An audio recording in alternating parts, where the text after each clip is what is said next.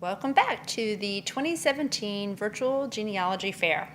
If you are following along from home, this is session number 6, our final presentation for this year's fair, and part of a two-part topic on Japanese and Japanese Americans.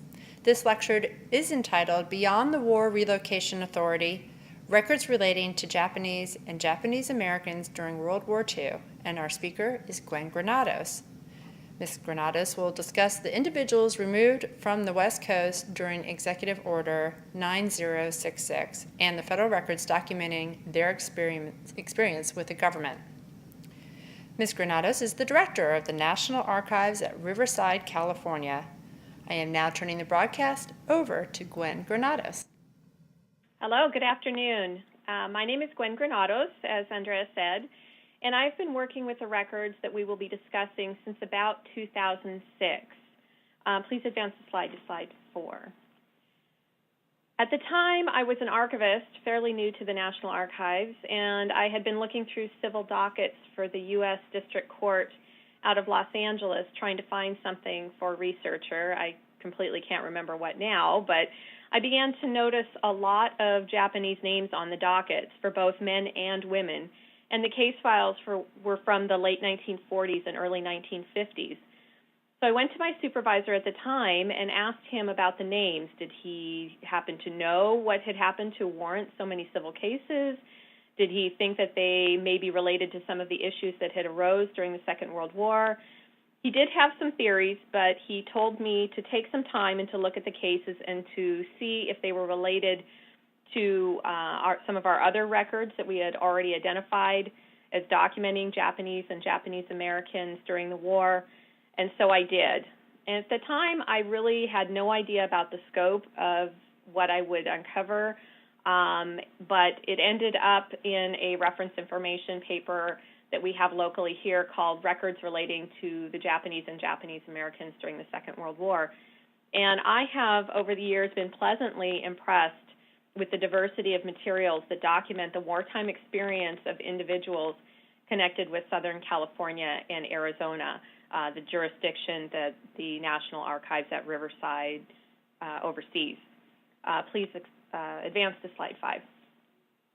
So most researchers in the records of Japanese immigrants and their American-born children from this time period are familiar with the records held by the National Archives that were discussed in the session prior, created by the War Relocation Authority, or WRA. But it turns out there really is so much more, and that was alluded to in the prior presentation. A lot of these records are held in the field, so offices outside of the D.C. area, and I'm going to be focusing on holdings mostly here at the National Archives at Riverside, but also from other field offices. And when I'm discussing those, I will let you know which office I'm talking about. So today I will be discussing enemy alien case files created by the Immigration and Naturalization Service, and also some intelligence reports created by the Navy's Office of Naval Intelligence, records of property seized by local Department of Agriculture war boards in Southern California, and my personal favorite, court records, cases heard in the courts regarding draft resistance, loss of citizenship, and repatriation to Japan. So while all these groups of records are valuable as a whole for documenting the history of events surrounding the Japanese community during and following World War II, today I will try and focus a little bit on their value for the family historian or those researching individuals, and what sorts of information that these records can tell about people, their families, and their personal experiences. Slide 6, please. So to begin with, the enemy alien case files. This series of records was, again, created by the Immigration and Naturalization Service as they identified and apprehended immigrant nationals from Germany, Italy, and Japan. Here in Riverside, we hold case files for over 2,500 people, mostly from Japan, who were living in Southern California at the outbreak of World War II in 1941. These files contain background information on the individual, FBI investigation and arrest reports, information about where the individual was sent following their initial detention, and at times some personal correspondence. So I'd like to take a look at some of these cases for which there may not be information in the WRA records for a variety of reasons, which you will soon see. So here in Riverside, we are nearly completed with preparing the listing of individual names for upload in the National Archives catalog, and it should be available in the next few months there. So keep an eye out in the catalog. Slide 7, please. So let's take a look at documents we have from some of our case files. This particular case file we'll start with for Rikita Honda, and the image that you see there is the FBI report found in his case file, and it documents much of Dr. Honda's life in Japan and the United States. So when you're looking at an FBI report, remember this information was collected by the FBI in the course of an investigation, and so they have sources that are giving them this information, and if at all possible, the information should probably be confirmed with other sources. But it is still a great starting place when you're learning about the life of people. So the report states that he was born in Japan in 1893 in Yamagata Province. He was a physician, having studied at Chiba Medical School in Japan and then the University of Pennsylvania Medical School in the United States. And in 1938, he had been elected president of the Japanese Medical Society in the United States. The report says that he served in the Japanese Army in 1918 in the 2nd Division, 4th Regular Medical Division, and throughout his life he remained closely associated with others who had served in the Japanese military and was in fact a founder and president of the Imperial Military Friends Group in the United States. And this organization had been accused of providing monetary support to the Japanese National Defense Fund. And because of this involvement, he was apprehended very soon after the attack on Pearl Harbor on December 7th, 1941, at his home near Gardena, California, in Los Angeles.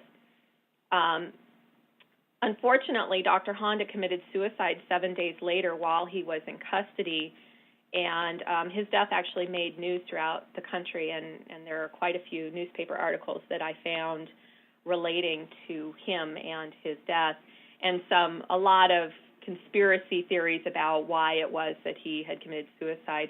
And while this is unusual for many of these case files, and certainly an unusual situation, copies of his suicide notes are actually in this file, including one to his brother, Yuzo, who was in Japan. He stated that as an officer in the military, quote, there is only one best way. So it gives an idea about how connected Dr. Honda was to his military service and to the culture that surrounded being in the Japanese military when he was in the early 20th century. So Dr. Honda, you can see, would not have had a file in the WRA series as he died prior to being interned. And the file provides quite a bit, really good information about his life and his personal background. Slide 8, please. So the next file that we can look at is for Masuo Hiratsuka, and he actually went by the name of Paul. He was a produce dealer from Santa Maria, California, and all of this personal information that I'm sharing with you is found in the file, in the enemy alien case file for Paul. The file shows that he arrived in the United States initially via Eagle Pass, Texas in 1917, but returned officially in 1913 through San Francisco. But he had also made another trip in 1940 back to Japan to visit family. He and his wife, Kiko, lived at 403 West Chapel Street in Santa Maria, which is in the Los Angeles area. And he had been born on June 14th, 1889 in Japan. So the file shows that he was also picked up early in December 1941 because he had been mentioned in the same investigation that Dr. Honda had been identified in. And the number one thing that they cited for the reason they picked him up was that in the 1920s he had been in the pay of the Japanese consulate in Los Angeles, doing some work for them. And he also had a brother-in-law who was Rear Admiral, Kohei Ochi, who was retired from the Japanese Navy, and his nephew was serving at the time in the Japanese Army, which apparently was enough to get him put on a list to be questioned following Pearl Harbor. So his file notes that Mr. Hiratsuka actually was a leading member of his community, and a large number of letters came pouring in showing support from the community, and letters came in including from his daughter Amy and son Jordan. But despite that, he was sent to the detention center in Missoula, Montana, and his wife was sent to the Kings County Evacuation Center in Tulare. However, he had a son who lived in Ogden, Utah, as a physician at a hospital who was not under evacuation orders and arranged for employment for his father and requested that he be paroled to Ogden, which he was on February 27th, 1942, prior to being sent to a WRA center. So his information would not be very robust in the WRA records. Please advance to slide 9. So not all the individuals who were arrested were men. This particular next case file for Shimei Kazahaya, she is a middle-aged woman, a grandmother, becomes a grandmother during the war.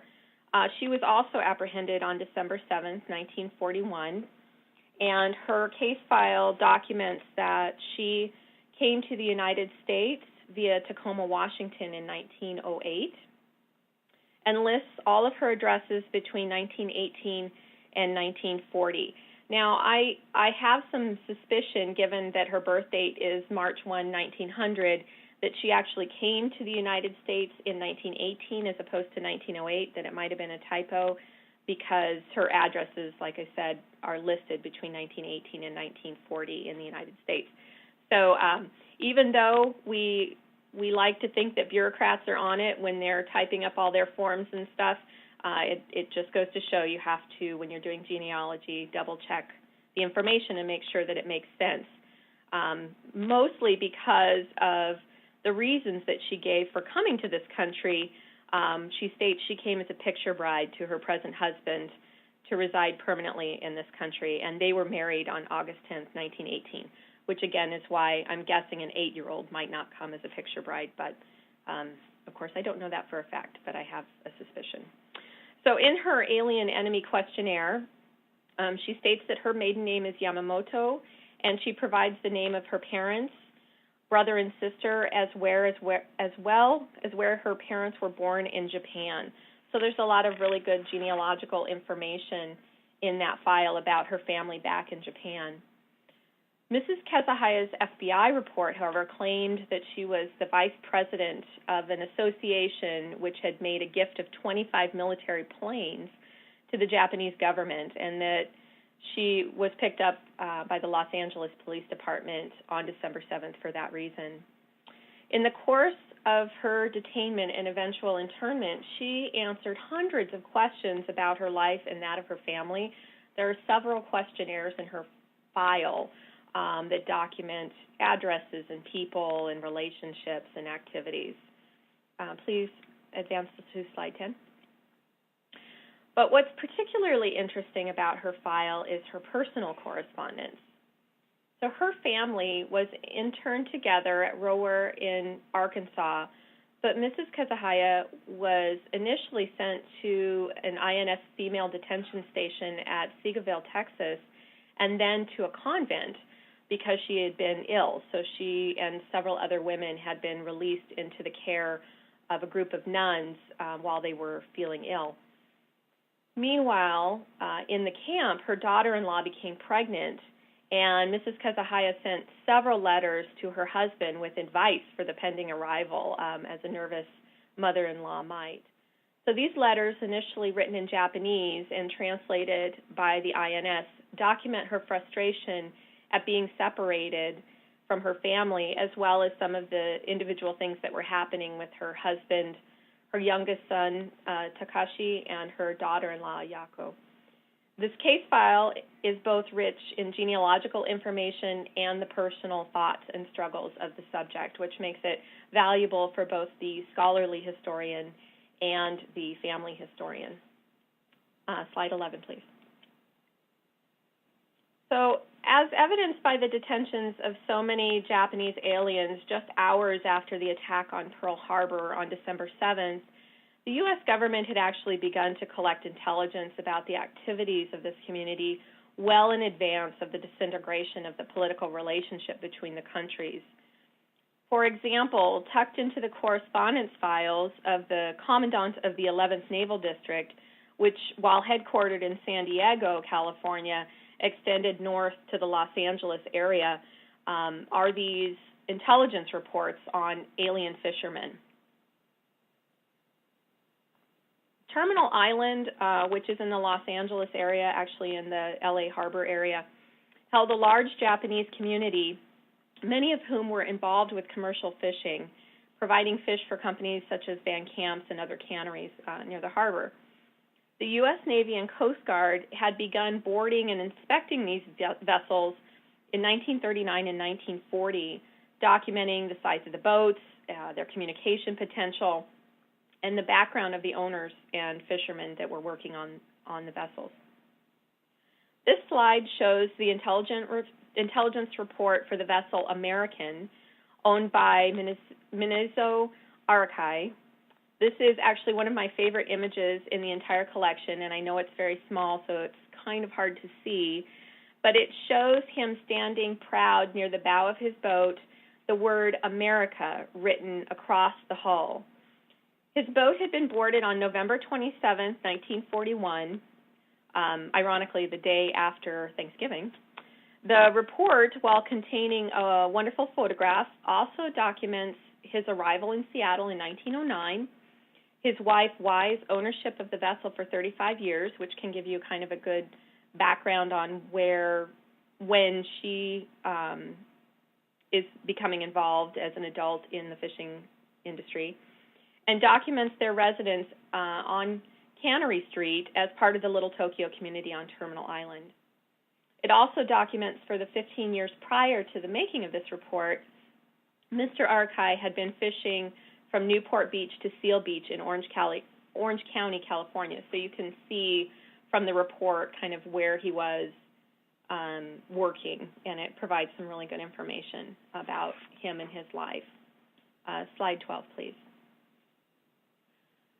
So this one, while it doesn't have as much information as the prior report, does have an incredibly nice picture. And so this is also one of my favorites. This is the report for the vessel Dixie No. 2, which was owned and operated by Jack Nishino, another resident of the Japanese fishing community on Terminal Island. And as you can see in the picture, there's a very handsome young man smiling broadly for the G-men as they snap his image and that of his vessel and document the fact that they found a Silvertone radio receiving set on the boat. So they were concerned that he could be sharing communications, but it looks to me like he's kind of just happy to have his picture taken. Next slide, please. So as was discussed in the prior presentation, property records do document quite a bit about individuals and where they were and what was going on with them. Besides the fishing community in Southern California in 1941, many Japanese aliens and Japanese Americans were engaged in farming. And when these men and their families were relocated, they entrusted their farm equipment to friends and neighbors for the duration of the war, expecting to reclaim it when they returned home. So tractors, trucks, plows, harrowers, balers, and other equipment that was essential to their livelihood was placed on deposit with people that they thought they could trust. But the Department of Agriculture, which was focused on increasing food production literally to feed an army, saw the equipment as unused or idle.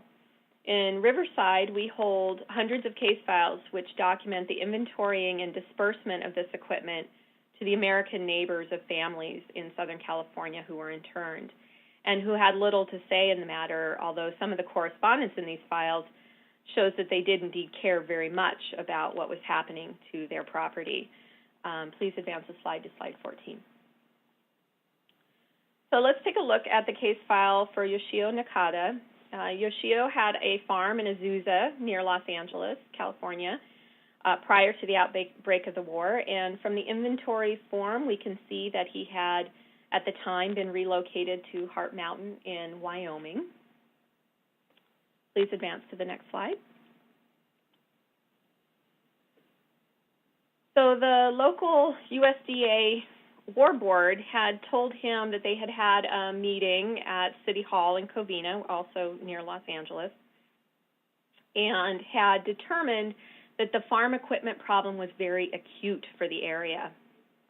And they wrote him a letter telling him so, and telling him that they were going to need to take his equipment and put it into service by another farmer. So Yoshio was pretty passionate about not selling his farm equipment, and he responded to the War Board in no uncertain terms, and if you can see it, it's underlined there, quote, "We are not selling." In order to convince the War Board not to take his property, he also listed the names and addresses for his three brothers, all of whom were serving in the U.S. Armed Forces. And so on the second page, we can see Yoshi now is at Camp Shelby, Mississippi. Saburo is at Fort Sam Houston in Texas. And Henry is in Fort Sheridan, Illinois. So he's trying to say, you know, number one, we're going to use this farm equipment when we are done being interned. And number two, my brothers are serving for the defense of this nation. Please don't take my property. Please advance to slide 16. So military service, as many of you probably know, for young Japanese American men was an absolutely challenging topic during the Second World War. As American citizens, they were eligible for the draft under the Selective Service and Training Act of 1940, and they were required to register. In addition to registering for the draft, beginning in 1943, they were required to complete a Statement of United States Citizens of Japanese Ancestry. These forms actually exist in the holdings of the National Archives for young men who were living in Arizona, Idaho, Washington, and Oregon. So the Idaho, Washington, and Oregon forms are held by the National Archives in Seattle, and the forms for Arizona are held here in Riverside. So the forms from Arizona, which I'm familiar, are document men who were interned at the Poston and Gila River camps. So these forms were filled out wherever they were living at the time, not always where with the original draft board in California or along the coast.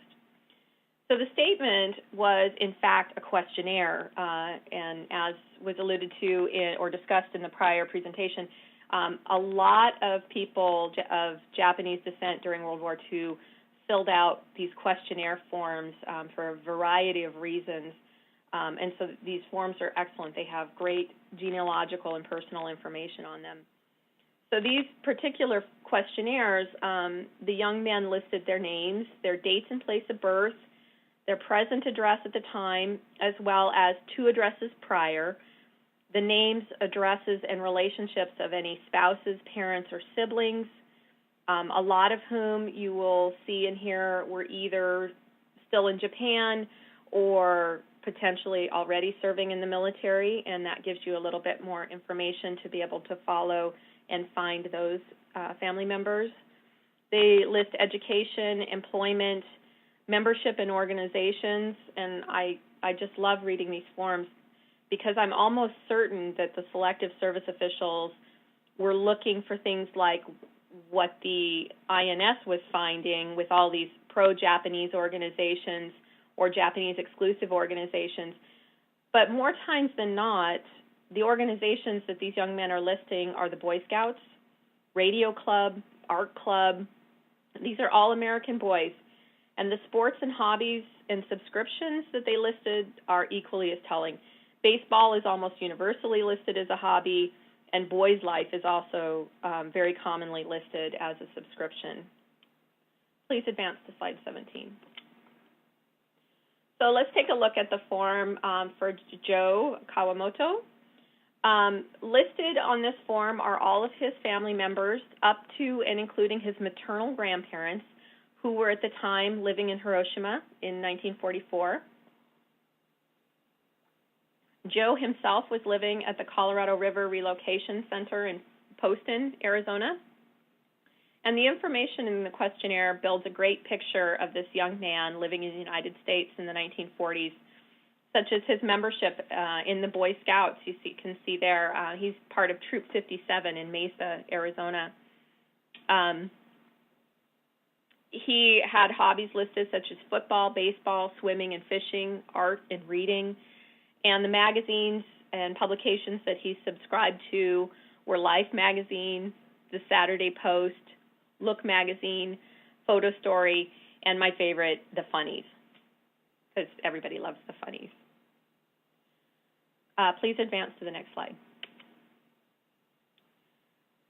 So of the 28 questions that were on this form, the Statement of United States Citizen of Japanese Ancestry, 2 of these questions were particularly loaded and received some very interesting answers. And we'll talk about the response to these questions that some of the alien Japanese were also having to deal with later on.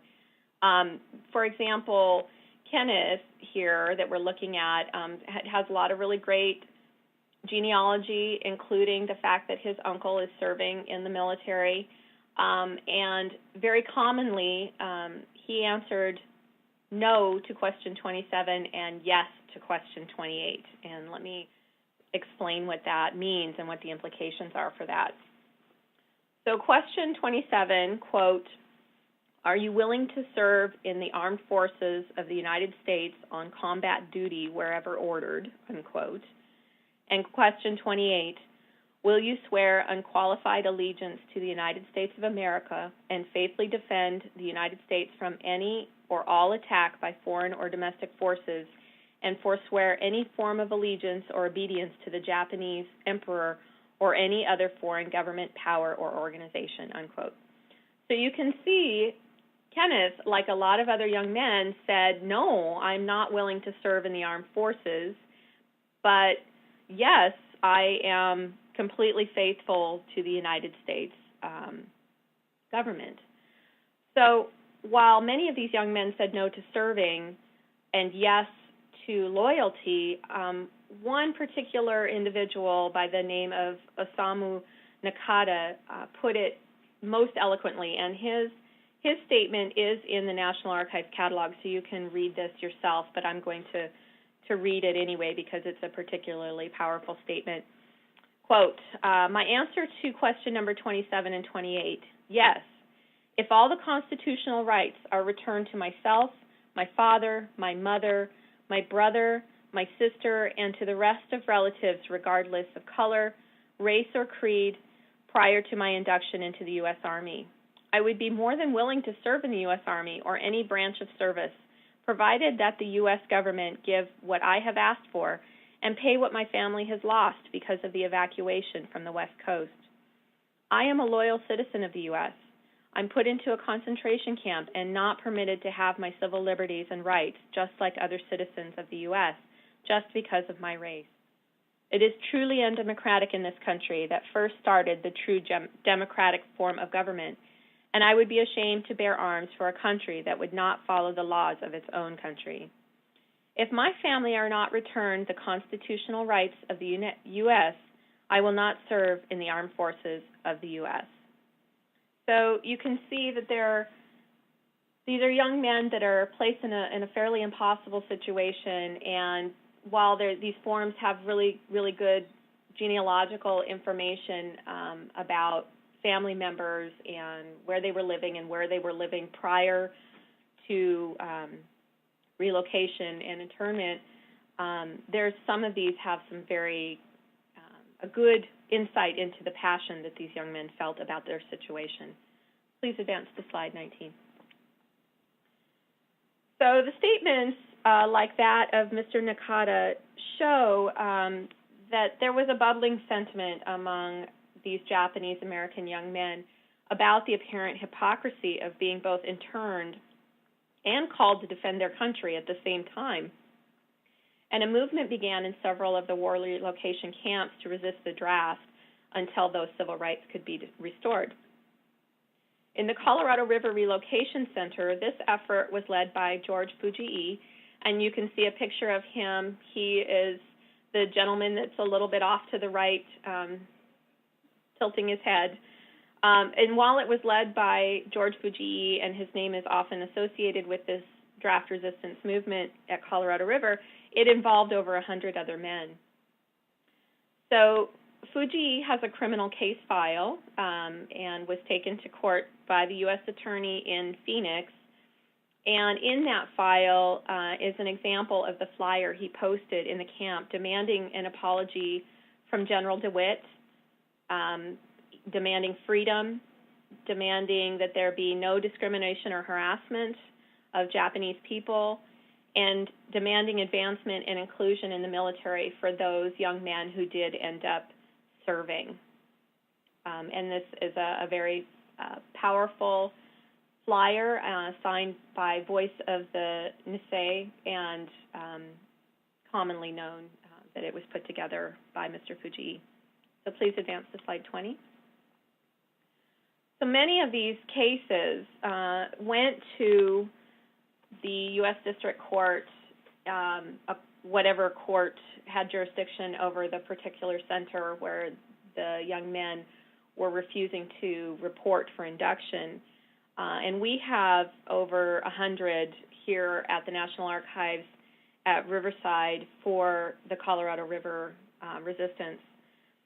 And while these cases are small and to the point, they all list where the defendant was originally registered, where they were originally living prior to relocation, and where they were at the time they were charged.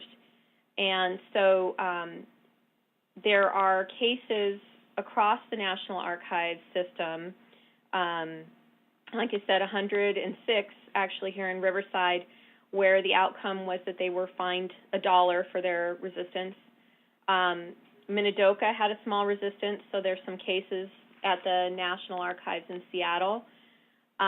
There's some cases at the National Archives in San Bruno. There was about 27 resistors out of Tule Lake, although those cases were a little bit later and they were all dismissed. And the other large resistance was out of Heart Mountain, Wyoming, and there were about 85 of those cases, 33 of whom were sent to McNeil Island in the Northwest, and those court cases would be held at the National Archives at Denver. Please advance to slide 21. So here's an example from a series at the National Archives at Denver entitled Case Files of Japanese American Prisoners Sent to the U.S. Penitentiary at McNeil Island. They were being very thorough about naming that series, and so you can tell exactly what's in it. The series is a collection of admission summary forms for 33 individuals that were incarcerated at McNeil Island Penitentiary starting in 1944.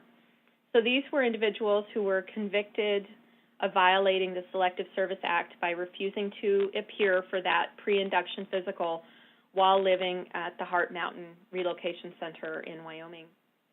So these are pretty standard forms. They're 4 to 5 pages each and describe the details of the offense, family data, education and employment history, medical and psychological analysis, and recommendations regarding their custody at the prison once they were transferred.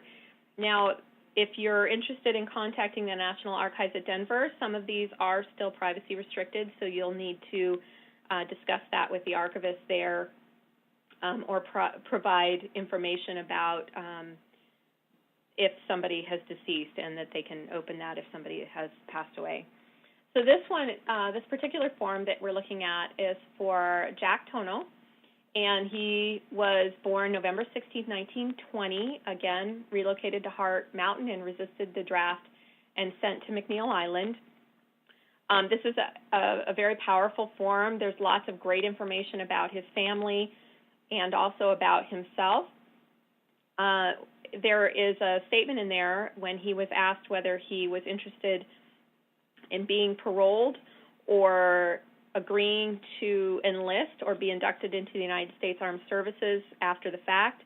He said that so long as the evacuation order was in effect, his rights of a citizen were ignored, and that the evacuation from his family's home had entailed considerable economic loss for his family, who was now faced with insecurity, and that because of the remaining prejudice against citizens of Japanese descent, he still refused to serve in the military and was not going to have anything to do with it. But on the other side of that, there's a lot of discussion in this form about that he's really not a dangerous person. He's a nice guy. And the assessment is that he would not need any special attention while at McNeil Island, and would probably make a good adjustment. And in the end, he was actually transferred to a federal prison camp under minimum security as opposed to being held in the penitentiary. So these forms have some really great information in them, and if you are interested, if you had somebody who was interned at Hart Mountain who was a Japanese American at the time and who may have been involved with the draft resistance, contact the National Archives at Denver, and I'm sure they'd love to help you out. So while many of these young men never wavered in their desire to be American citizens, they just didn't want to serve in the military because of the hypocrisy that they felt going on. That was not really the case for everybody. Please advance to slide 23.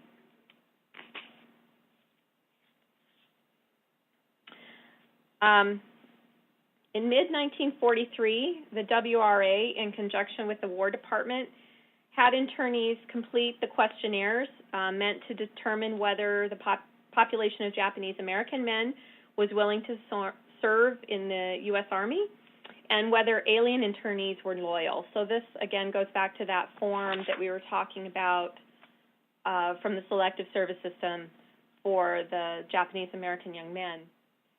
So while these questions were meant as a test of loyalty for those young men who were registering for the draft, it actually created an extraordinary problem for their alien parents because they were not initially permitted to become citizens of the United States. A yes answer to question 28 about whether they would refuse to be loyal to the Japanese emperor would essentially make them a people without a country, because saying yes to that would have stripped them of their Japanese citizenship, and they would not be allowed to become citizens of the United States. Whereas if they said no to that no, they wouldn't give up their loyalty to the Japanese emperor, then it would make them appear disloyal to the United States. So it was a very complicated set of questions for them to answer, and almost every individual that did answer had very personal reasons why they answered the way that they did. And, as this community ages and passes away, we start to lose some of the information about why decisions were made. But luckily, in some of these court cases that relate to this situation, people share their information about why they made the decisions the way that they did. So many of the people that were that gave up their American citizenship, so in order to be repatriated or sent back to Japan, American citizens of Japanese descent would have had to renounce that citizenship. But after the fact, many Japanese Americans filed claims in the U.S. district courts claiming that those renunciations had been given under duress and should be voided. So one of the largest of these cases is Abo versus the U.S., and you can see the civil case number there, 25294, which is at the National Archives up in San Francisco, and is held at the National Archives there. And they have a listing of the detailed affidavits which provide individual genealogical information as well as that information about individual reasons for renunciation. Please advance to slide 24. So here at the National Archives in Riverside, we have a large number of individual cases of people who initially renounced their U.S. nationality. So remember, these would be individuals who were born in the United States but who wanted to give up their American citizenship to be sent back to Japan. And while many of these cases are similar, for the family historian, they can provide a unique insight into family dynamics. For example, May Murakami's case contains a copy of that original request for renunciation of United States nationality from 1945. It contains good genealogical information about her immediate family as well as her siblings and mother. Again, with this comes some questionnaires and an interview. She states her reason for repatriation was, quote, "My husband is going back. He has a mother there. I go where he goes." And when asked, "Are you loyal to Japan?" she said, quote, "I think so," unquote. On August 30th, 1945, she sent a letter that's included in this civil case file that says, quote, "Several months ago, I renounced my U.S. citizenship, which I regret very much. My final papers have not come, so I'm writing in hopes that this letter reaches you in time. At the time I sent my application in, the members of the organization made it so that to have peace around the block, one just had to renounce his citizenship. The pressure was so bad, we even had to join this organization, but we managed to withdraw later. Also at that time, I thought my husband, who is an alien, and I, who is a citizen, would be separated, so the only way was to renounce my citizenship and remain together." So as you can see, May has some very complicated reasons for renouncing her citizenship. She was concerned that she would be separated from her husband. And then on the other side of that, there's this organization, which at the time is at the Tule Lake Detention Center. So many people who said that they wanted to renunciate their citizenship or be repatriated to Japan were sent to Tule Lake Center. There's a lot of pro-Japanese groups in the center, and they, in some cases, get very militant and are there's some abuse of people and some threats going on. And this comes out very much in these civil case files where people are explaining what their family situation was.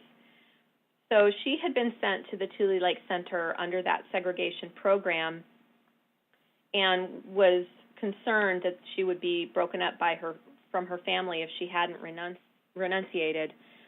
And these strong-arm tactics, like I said, that were used by people at the Tule Lake Center really pushed her to also renunciate her citizenship and for her husband to go back to Japan.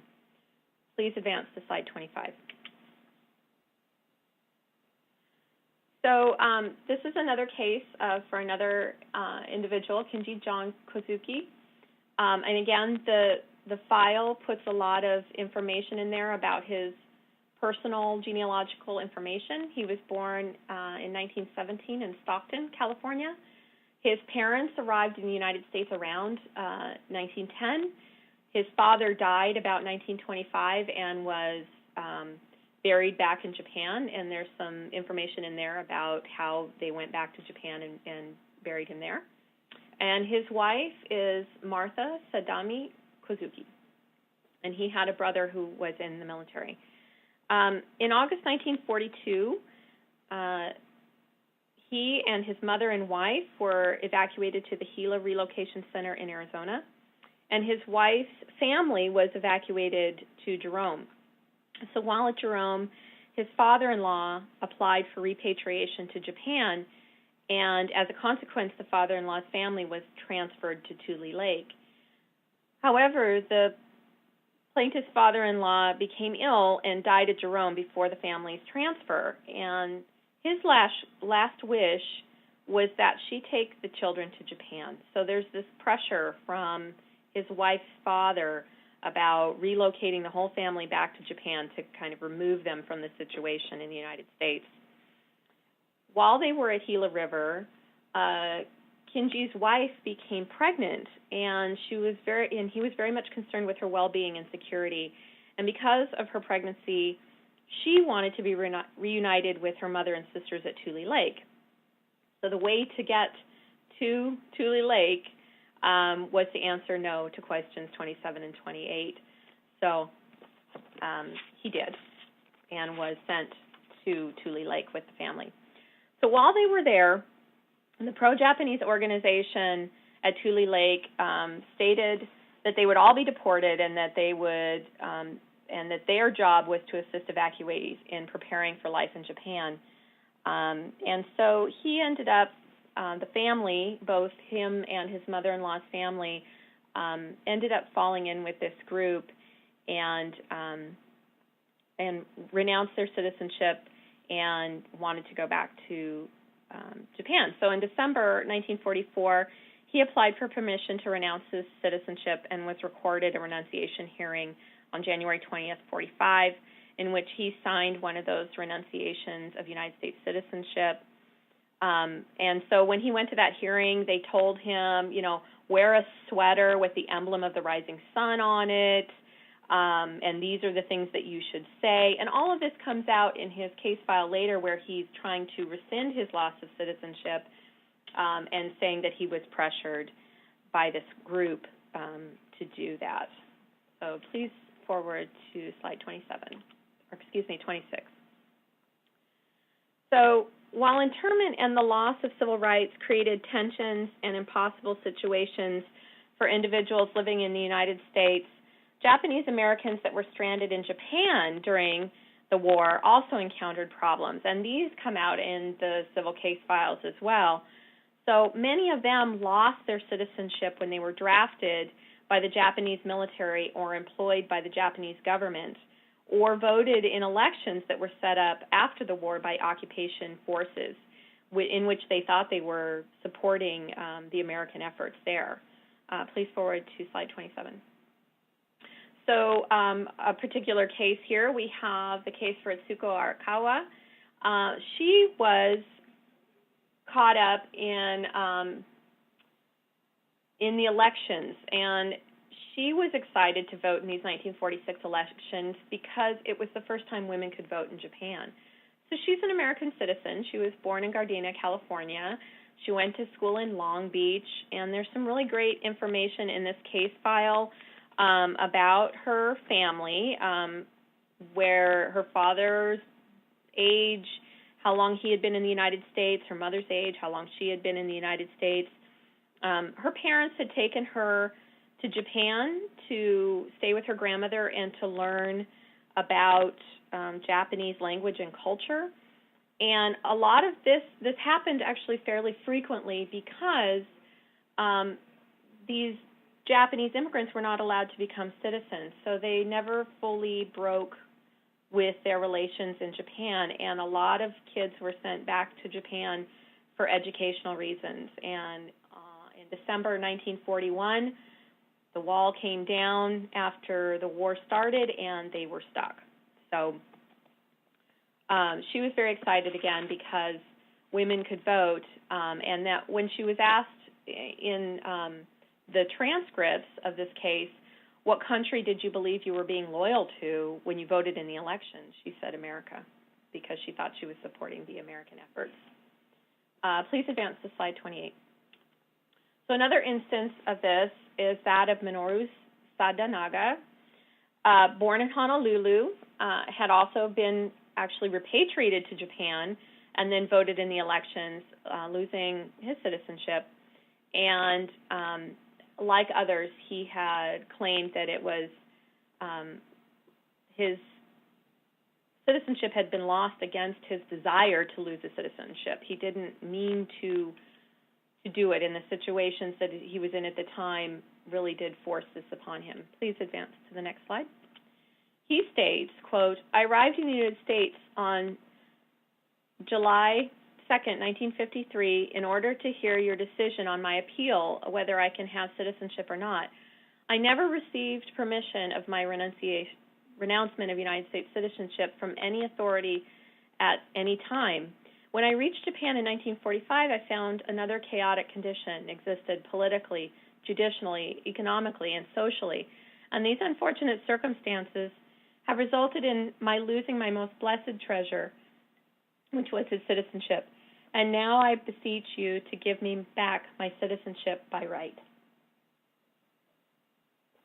So in these court cases, there's a lot of good information from the perspective of the ancestor, of the person for which you're researching. You don't always get, especially a long time after the fact, verbatim quotes from people, and so some of these transcripts and letters can give you good insight into the situation that the person was going through at the time, and then also the power and the passion of their feelings about what they were going through. So could you please advance to slide 30? So, so many of these cases came before the courts following the war that the United States Congress actually took action, passing Public Law 515 on July 20th, 1954, to, quote, "provide for the expeditious naturalization of former citizens of the United States who have lost U.S. citizenship by voting in a political election held in occupied Japan." So people that were in that specific situation, like the people that we have discussed earlier, got to fill out these forms instead of going through the courts. And these forms have good personal information, much like other naturalization records. Please forward to slide 31. So, for example, for Flora Yamamoto, it shows that she was born in Spokane, Washington. It shows where she was living in Japan following the war. It shows her address in Los Angeles in 1954. It shows her occupation. She's a sewing machine operator, and then some physical description information. So this is the last document that I want to discuss, but it does show that there's kind of a diversity of material here in the field relating to Japanese and Japanese Americans. Please forward to slide 32. So like many of the records that I've discussed today, these records can be of interest to both the scholarly historian and the family historian. They demonstrate that the World War II experience of Japanese aliens and in the United States and Japanese Americans both in the United States and in Japan involved more than just internment, and the records that document this experience expand beyond those WRA records. So thank you very much, and I am happy to take questions. Wonderful, Gwen. You always are a wealth of information. Thank you very much for your presentation. So let's dive into the questions that we've received from our online audience. We'll start with sort of a beginner question, and then we'll get into ones that might be a little more advanced. The first question came early on, and perhaps you missed part of it, the presentation about where the records are located. Specifically, are these records online or are they non-electronic? Most of these records have descriptions in the National Archives catalog, but because of some of the privacy concerns that are just starting to go away on these records, not a lot of them have been digitized. There's a smattering of them in the catalog, but they are not all available electronically at this point. Thank you very much. Appreciate that. The next question, I think it might be helpful to get in your mind the differences between the records that are held at the National Archives versus USCIS. So going back to early on in your presentation, you had, pardon me if I mangle this name, Mia Murakami's repatriation, she asks, is that in record group 21? Let me find that. Do you remember which slide it was on? It was pretty much at the beginning of your presentation under the repatriation slides. Yeah, so that is going to be in record group 21. I'm still looking for it in my presentation, so I apologize. Oh, there she is. Okay, so yeah, she is, while the form itself is not it's a Department of Justice form that I showed, it's an exhibit in her court case where she is applying to have her renunciation undone. So it is in records of the courts. Okay, so that's record group 21, and then there was a follow-up to that question, and it came up, could these records also be in record group 85, either at the National Archives or USCIS? It's possible. So some of our, especially our alien enemy case files, there are notes in those that some of that material was pulled out after the war and put into A files as people who were, during the war, they're enemy aliens, and after the war, they're applying for citizenship. So a lot of that information may have made its way into the A files, although I haven't actually followed to see if that's true. And then also some of the things that were introduced as exhibit in the court cases may also be found in records from other series in the National Archives and maybe even the WRA records.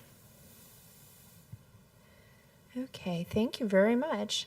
Another question, going back to record group 21, is there a correspondence index to record group 21? So record group 21 is all the records of the United States District Courts, and it's a huge record group. And in the field, it's one of our largest record groups, and so it involves case files.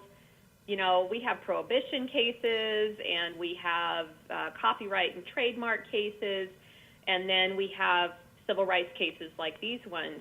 And so you really are going to have to contact each individual location to see what kind of indexes they have available to those cases. Some of them, the more significant cases like the Abo case, there is an index that the staff has put together at that location because of the significance of the case, and because a case may not be as well known, it may not have an index. So you're really going to have to contact the location within NARA to find out what kind of information is available.